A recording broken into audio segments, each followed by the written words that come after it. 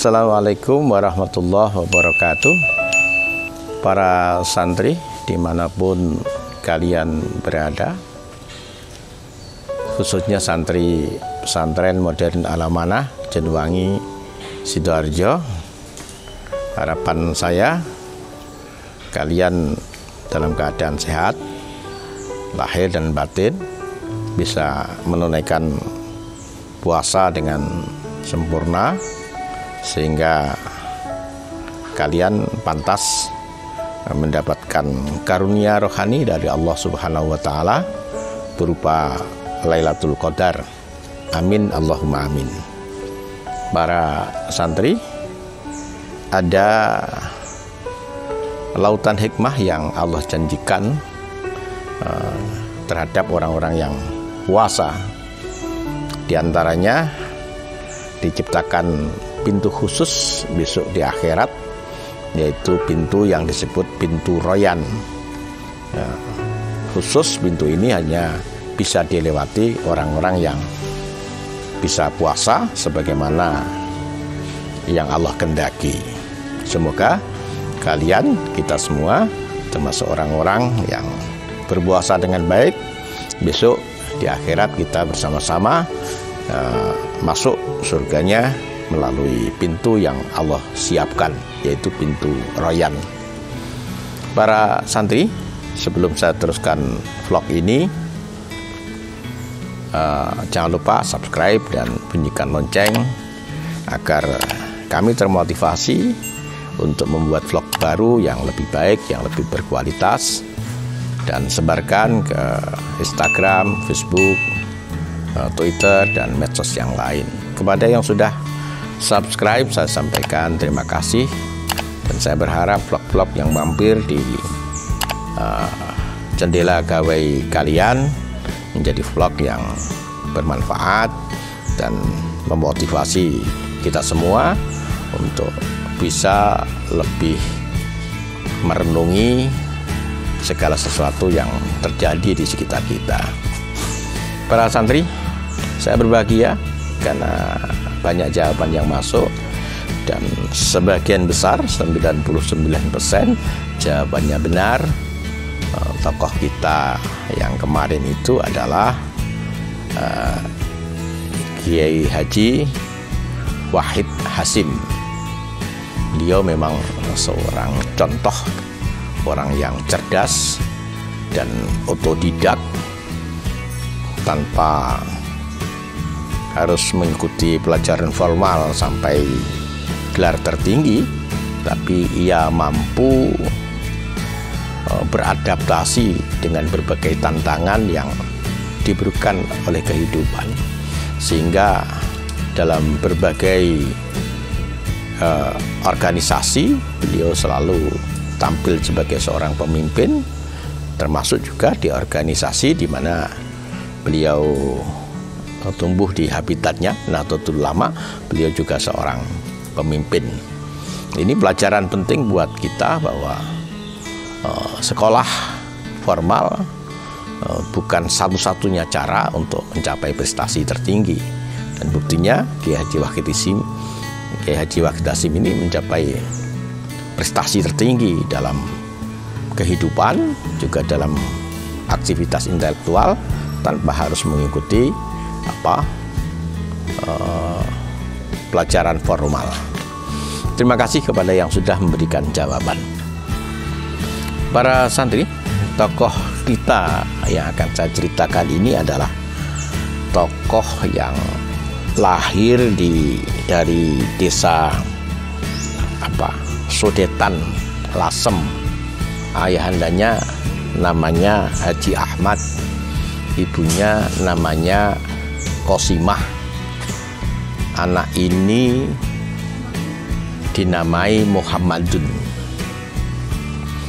Muhammadun kecil ini sejak dini sudah berani untuk mengambil keputusan bahwa dia tidak sekolah, tapi dia akan mondok. Karena kehidupan keluarganya yang saat itu mungkin pas-pasan, maka ketika beliau berangkat mondok pertama kali itu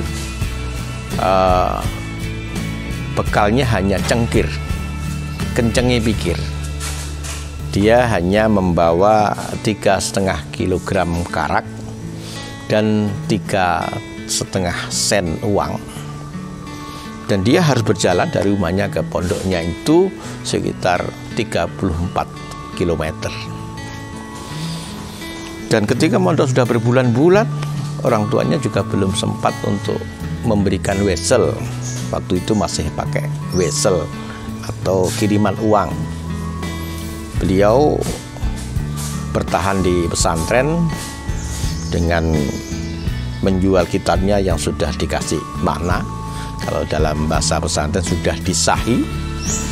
Nah, dari menjual kitab yang sudah disahi inilah beliau bisa bertahan hidup di pesantren dan belajar. Para santri, beliau memang orang yang kokoh, ulet, dan pantang menyerah. Karena itulah dalam waktu cepat Muhammadun ini bisa menguasai materi-materi pelajaran yang diajarkan di pesantrennya. Dan beliau juga punya keistimewaan. Ketika beliau akan mondok di Syekhona Khalil, Syekhona Khalil sudah memberitahukan kepada para santri yang ada di sana bahwa akan datang jagoan dari Jawa. Harus diingat bahwa jarak waktu itu demikian jauh, tidak ada transportasi yang cepat, juga tidak ada telepon, sehingga siapa yang mengabarkan kepada Syekhona Khalil ini tentu karena apa? Ketinggian spiritual Syekhona Khalil yang bisa yang bisa mengetahui apa yang akan terjadi. Para santri, mungkin kalian sudah bisa mulai menebak. Nah, ini tambahin lagi. Ketika Syekhona Khalil, ketika pemuda Muhammadun ini sampai ke Bangkalan, itu malah dijemput dengan Syekhona Khalil. Setelah sampai di pondok, beliau itu malah dikurungi dengan kurungan ayam itu. Kemudian diberitahukan kepada para santri, ini dulu yang saya beritahukan, bahwa akan datang jagoan dari Jawa. Ini orangnya. Para santri itu cerita ketika beliau di Bangkalan. Beliau sangat istiqomah dalam belajar, tekun dan ulet. Siang hari dipakai untuk belajar dan malam hari dipakai untuk mengabdi.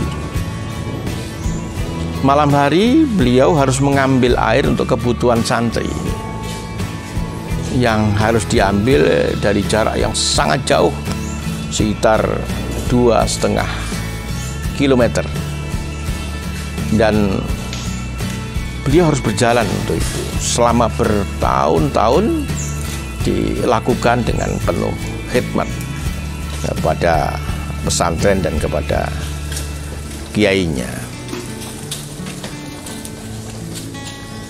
Dan ketika beliau pulang, ini juga luar biasa, beliau diantarkan oleh sang guru. Tapi ketika sudah berjalan 10 meter, dipanggil lagi oleh guru. Kemudian dilepas lagi dengan restu dan doa. Kemudian setelah berjalan 10 meter, dipanggil lagi. Kemudian dilepas lagi dengan restu dan doa. Itu sampai 40 kali. Ini termasuk uniknya tokoh Muhammadun ini. Barangkali dengan clue yang saya berikan, para santri bisa menebak siapa tokoh kita yang satu ini. Terima kasih atas perhatiannya. Akhiran, assalamualaikum warahmatullahi wabarakatuh.